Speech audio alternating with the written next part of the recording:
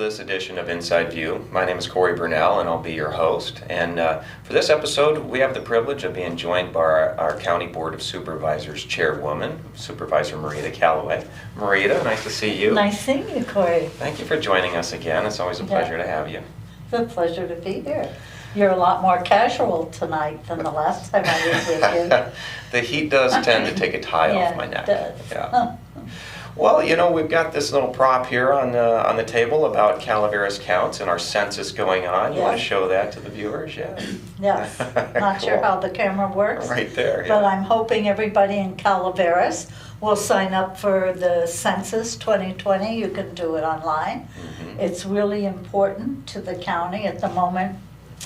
I think in the county only about 47% of the eligible people of the county, the 45,000 have signed up for it. Okay. And we really need people to participate. It impacts redistricting on the federal, state, and local level. Mm-hmm. The highway construction funds, our school, the lunch program, Head Start, any funding we get from the federal government that might flow to the state and to Calaveras all comes from the census done every 2 years. Right. Is that a good plug? That's a real good plug. It's 2020census.gov, right? Yes. 2020census.gov. And yeah, to the importance of here when it comes to, like you say, allocation of funds and representation. You know, we send our tax dollars away to Sacramento and Washington, folks. If you want them to come back to Calaveras County, we need to be counted. Oh, you're good. Hey, yes. I don't work for the census. Very good, yes. Yeah. Everything you said's correct. Okay, well, very cool. Thank you for reminding our viewers of that. Yeah. That's a good point. In fact, I'm going to double check whether I've done it. Yeah. Well, and we've got an election coming up, so let's inform voters they need to expect something in their mailbox this time around. Everyone, all registered voters will receive a ballot. Mm-hmm. So it's vote by mail, or whether you have signed up or not, you will get a ballot. But just in case, we will have 4 polling places in the county. Okay. Angels, Valley Springs, Mokill, and I'm not sure where the 4th one is, I don't remember. And then I was told there might be some pop-ups. I am not sure what a pop-up voting site is, but we're going to have pop-ups. And we'll have voting boxes in some businesses. Okay. And at 8 o'clock on election night, there'll be poll workers at the boxes to take the ballots and take them to San Andreas. So it's a different way of trying to reach out to the community to make sure that everybody has the opportunity to vote. Yeah. Okay, well, so this is going to be a different process people are accustomed to. Like if we were to go and vote under normal circumstances, we get checked off of a list in the precinct. Right, and we get our little sticker that says I voted. I do too. So if they were to go to a business, for example, rather, there going to be a precinct? There'll be a box. Okay. There'll be a sealed box that they drop their ballots in. They just turn their ballot in there? Yes. Okay, so nobody's checking lists, you're going to turn your ballot in, Right. and then you'll be counted, I'm sure your ballot's checked against the registry of voters, Yes, right? You're all counted that way. ballots that are mailed in or dropped in, signatures are checked before they're counted. Excellent, okay. Sounds like both convenient and secure. Yes. Yeah, and we have Measure G on the ballot. Yes, we have well. Measure G, which it is seems a bit confusing. Under Measure C, which goes back 5 years, the cannabis industry is taxed. Well, the way they are taxed is based on product. Mm-hmm. So, and on dry product. So if growers choose to take their wet product, wet means I think they just trim it. Yeah, it hasn't dried out yet. Hasn't dried out yet. And they ship it out, they really don't pay any tax at all. That's interesting. Measure G says you will be taxed on your canopy cover. So if you have gotten a permit for a canopy cover for 10,000 square feet, that's what you pay your tax on. Right. You might only grow 8,000 square feet. Doesn't matter, you're taxed on what you submitted your application for. Mm-hmm. So everybody knows this is how you're taxed. We don't worry about dry weight, wet weight, shipping it out, not getting revenue. So based on the number of people who are now authorized to grow, that means they have their state permit, their county permit, they've been background checked, they have their badges. We only have about 36 of them. Wow. Out of a possible 190. Wow. So out of about the 36 or 40, I don't remember the exact number, but it's low, we think we'll get 1.5 to $3 million in Wow. tax revenue. Well, let me ask you, is it Measure C was $2 per canopy square Yeah. foot? Is it the same rate or No, has it changed? it is a different amount. It's, okay, thank you for asking me a question I might not have a correct answer to, and it's $7. Okay, $7. And it is 8% of the revenue on anything else. So we think we've reduced the rate is reduced, and how it's calculated is definitive. So if they have a bad year and they don't get their 10,000 square feet, or they grow less, doesn't matter. It all goes to what they've said they were going to do, which is 10,000. So on one hand, if you're a grower, I mean, I don't know if you are or not, but if you are, you might not be quite as happy.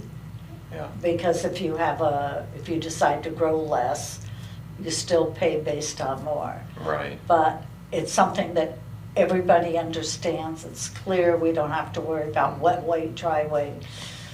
Yeah, far easier to collect, far Easy. easier to administer. Correct. More difficult to evade.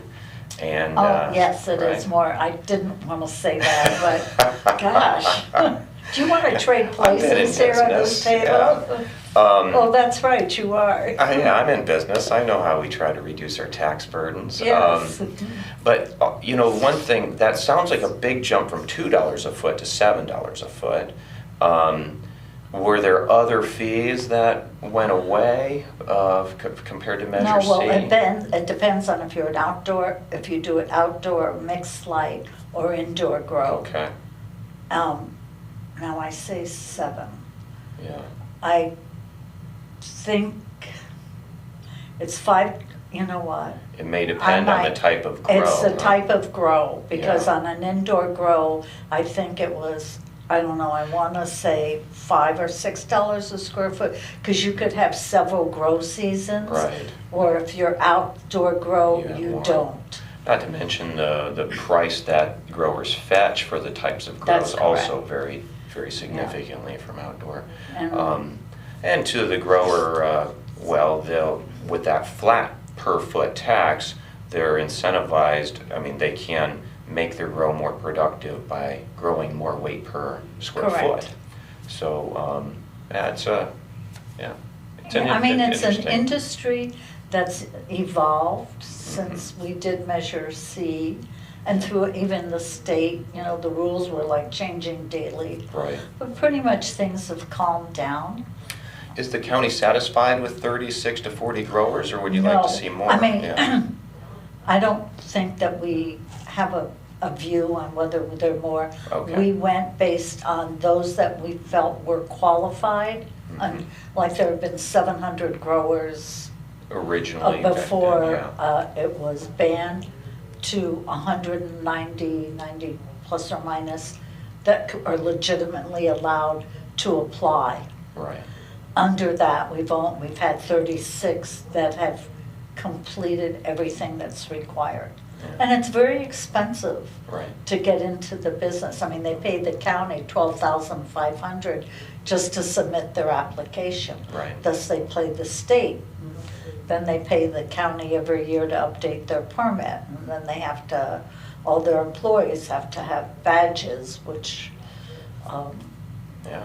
and even any owner even absentee owners, if they come on the property, they have to have background check. Yeah. Yeah, it's tremendously So, capital yeah. intensive. And then they haven't even put a shovel in the ground, Right. Yeah. so. Yeah, a lot of money into that business before they get to see any of it back. Well, we have just a half-hour show, so let's make sure we do cover some of the important things that have gone on with COVID recently. It was a week ago Monday that we went on the state's monitoring list. Yes. Which I guess there are a handful of metrics that we need to meet to stay off of that, and maybe a couple of them, did we not meet them, that caused that at that point? We didn't meet one. One which out of a put handful, us, okay. Which put us on, and that was a number of cases we had. We argued, when I say we, I meant Christian Stranger, who's the Director of Public Health, Health and Human Services. The state called us over the weekend, said you're going on the monitoring list. And we said, yeah, but all the other metrics were doing fine. Yes, but you had too many cases, you're on. Right. Non-negotiable. And then And to that clarify, was- too many cases, that it's 100 cases per 100,000 population, Correct. so about 45 for our Yes, and county. we had, In 14-day period. yeah, we had 106, In a 14-day period. yes. Okay. So that doesn't, we said, gee, that's not a lot, it's a little uptick, non-negotiable, you were on the monitoring list. Okay. We thought for sure Tuolumne would get there before we did. They didn't. Amador got on when we did. So then 3 days later, we're off the list because our cases dropped. So it's like a rolling 14-day period. Yeah, You're constantly looking at the previous. so then we just got 26 cases. Yeah. And I'm waiting for us to go back on, and we haven't yet. That could change at 10 o'clock tonight. Tonight being, this is Wednesday, the 26th of August, just so your viewers know. Yeah. So we, the businesses that had to tighten up, the beauty salons and which to me was high priority. They had to go outside, the gyms, the tattoo parlors, which we don't have any in the county. A few businesses had to go off. Well, one had to close. They couldn't operate inside. So when we fell off the monitoring list, these businesses cannot operate inside. And that's for a 14-day period, is it? That's for until the state says that they can go back. Has nothing to do with 3 days, 14 days. Wow. Yes. That So seems a bit arbitrary, yeah, and we're not, that's true for all the counties that have been on monitoring lists. Sure, it's not which is- particular to Calaveras. Which is almost every county in the state of California. Okay. So, anyway, I just need to say, I have never been so proud of county staff Mhm. as I am now. Starting in March, when this happened, we were all fumbling. The federal government was funding, the Oh, state's yeah. funding, the counties and cities are fumbling. And not that we're still not growing and learning as we build the bicycle, as we're all riding it. They have all stepped up. We've had 16 cases of county employees. So, Wow. it's not that we haven't also been hurt. In terms of county staff, I think at the moment there's 12% of our county workforce who's off. Due either to family issues or Right. being quarantined or have the virus. But the staff has just really stepped up. I can't, in all the years I've been associated with Calaveras County government, this is the pinnacle of how I've seen them perform. And it's frustrating, and I understand. I'm on emails with staff every day, trying to answer questions from constituents. Mhm. Can we do this? Can we do that? I'm irritated about this. Why is this business open? and they should be closed. Why is this business doing a good job and that business isn't? I mean, Yeah, it's, sure. Well, I know I've heard around the community, questions about enforcement and how enforcement's going to be done. And I know the board, I think it was back on August 11th maybe, had discussion Yesterday. about, was it yesterday as well? Because I think on the 11th, didn't you all pass something about how enforcement was going to be handled? Yes. And there's, Can you talk a little bit about that? this is really hard. This is hard for me. Yeah. But the board did not pass. It was a 3-2 vote to Okay. do enforcement yesterday. I was in shock. I had proposed an enforcement mechanism. There wasn't board support for what I wanted to do. So the board came up, my colleagues came up with another scenario. I said, okay, I'll support this scenario. And yesterday at board, the resolution was before us, and I asked for a motion. I didn't get a motion. And I'm looking around at my colleagues, I mean, we're all social distance, we're doing our right thing. Jack Garamendi, supervisor for District 2. I don't know why I say district. I didn't know what district I was in when I first ran, so. The West Point, Montgomery Hill, Sure. Paloma, I have to say Paloma, that's where he lived. And he said, Supervisor, if you make the motion, I'll be happy to make the second. So here I am, the chair. Mhm. Don't make the motion, I'm making the motion. For an item that I really didn't support, because I wanted it my way, not their way. Mhm. So I made the motion, Jack Garamendi, Supervisor Garamendi made the second. Called for the vote, it was 3-2 not to have enforcement. 3-2 not to have enforcement, because what was discussed or came out on August 11th was, you'd verify complaints, serve a cease and desist letter, take potential additional enforcement action from those businesses or entities. I Yes. think. And then also allow county council to initiate litigation on behalf of the county. Cease and desist. So that was the 11th, so yesterday changed that? did it? Yesterday it changed. Okay. It was before us, what the board wanted, and I felt strongly I would have supported it. I felt strongly that we had to be, united on this, and I was sort of the Lone Ranger I wanted a different process, but that's immaterial. Yeah, so yesterday we spent 45 minutes talking and I couldn't get a motion and it failed. I'm not sure what that means. Yeah. I think it really comes down to my colleagues are also tired of this. Sure. You People are know, I getting mean, worn out. we're all getting calls every day and we're cognizant of how it's impacting our businesses and we want our businesses to be successful. But there's always some good news here. Okay. 3 weeks ago, I think I, like everyone, lose track of time. Mhm. The board put together a resolution, or we told county staff, we want businesses, that's when the restaurants were closed. They had to close the restaurants. This is not acceptable, right? We told staff, we want something that restaurants or businesses, any business, could expand outside their footprint on public property or private property with the owner's permission. In a week, staff had something before us.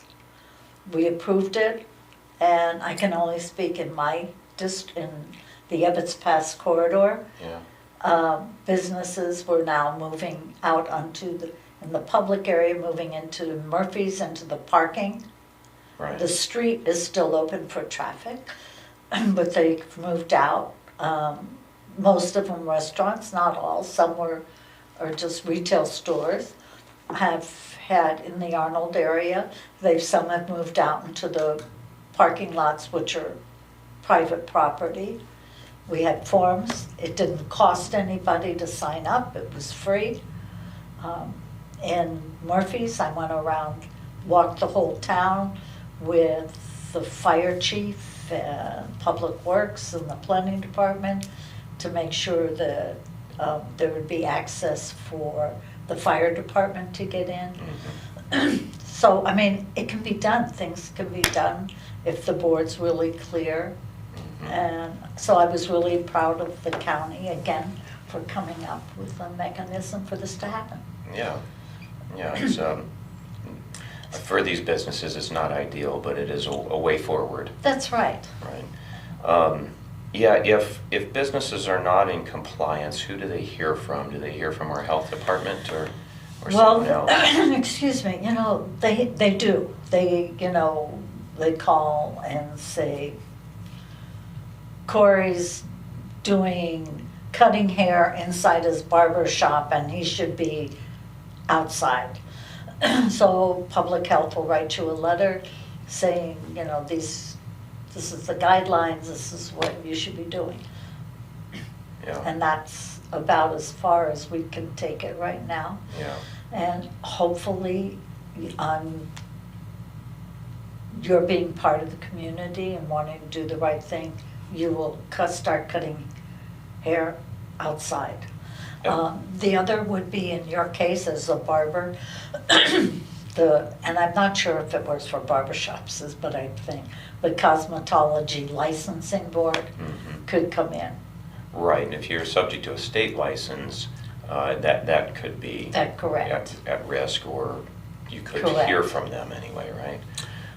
But as far as the county's enforcement goes, with this vote yesterday, there's not going to be litigation from county council? No, Okay. no cease and desist. Yeah. I mean, that could change. Yeah. Well, mean- now Merita, it seems everything has changed pretty quickly the last few It months, does, hasn't it? it has. I mean, it could, Day to day. it's like tonight, we could get a call from Right. the state, you're back on the monitoring list, or the governor. When I say the governor, it isn't, it's just the governor, his administration, California Department of Public Health, are supposed to come out with modified rules for barbershops, Hmm. that you might be able to go back in with some caveats. Yeah.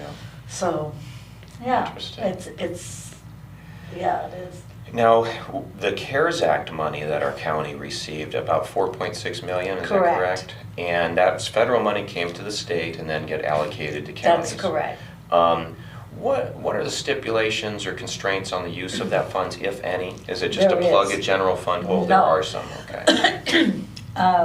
There are conditions for which we can use it. Okay. Public safety, public health would be for staff that is totally dedicated to the coronavirus. I mean, if you're working part in public coronavirus tasks, but mostly in non-coronavirus tasks, we can't capture your salary.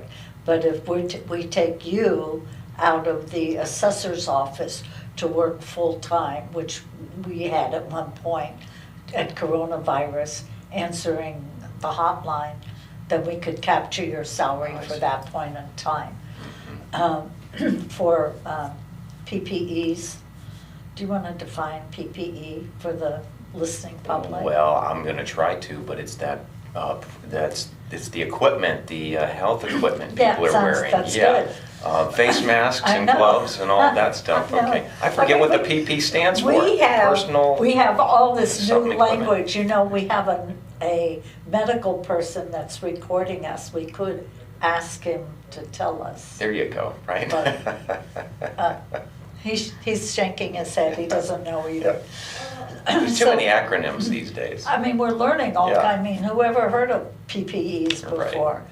So, those are the things, so it's medical supplies, Yeah. it could be staff time, it could be laptops that are used just for the coronavirus cases, for our contact tracers. Okay. So you cannot use it to supplement any salaries of Sure. any kind. It's very specific what we can use it for. It seems, because isn't our budget usually around 8 or 13 million a year or something as a county? The county, the total budget's about 65 million. Oh, I'm is way the off. general Oh, fund. okay, Yeah, 65 it million. is. Oh, yeah, well, Yes. shoot, shows you what I know. You're a financial person? Whoa. Oh, I've never served in your role. But, Yeah. yeah, so I was thinking does that 4.6 million expire at some point? Yes, Is it- the end of this year. Oh, it does, okay. And we have to have either spent the money or have ordered the PPEs and Okay. have them on staff. So, yeah, I was trying to put in perspective how much money that really is for a And county our it comes size. to us piecemeal. Okay, It doesn't come to us all at once, as we use it pretty much. as we huh? use it. And then Okay. we have to report back how we use it. Well, and, yeah, so as far as, on the budget, for example, in fact, I'm gonna have to attend, because evidently I need to know more about it. The budget hearings are starting in September, right? Yes. So if citizens want to be tuning in, are these gonna be in Tune in. regular Board of Supervisors meetings? Yes, and Yeah. now you can have, I think we can have 12 people in the room. Okay, And we have, shows places where you can sit. okay, It's, like Zoom, I never knew what a Zoom was. yeah, I mean, we have all these new things, but we're still doing day-to-day work. We've taken down the old jail, mm-hmm. I saw that. the old sheriff's office. Yeah. We just approved a Williamson Act contract, just did a parcel boundary line parcel change. We just did a contract for the district attorney for case management. Mhm. I mean, so there's, a lot of day-to-day things that are still going on Right, Yeah. that don't make the news, but are still part of running government. yeah, absolutely. The normal day-to-day stuff hasn't stopped just because Yes. of the crisis, huh? Well, we are just about out of time, and I'm very grateful for your time. I know you're very busy right now. Oh, so are you. So thank you for coming and sharing this information with us and your take You're on so things. welcome. Well, and to our viewers, again, we're sitting with one of our county supervisors, the chairwoman of our board, Merita Callaway. And so if you see her around town, say hi and thank her for the hard work she's doing. I'm Cory Burnell. This has been Inside View, and I'll see you next time.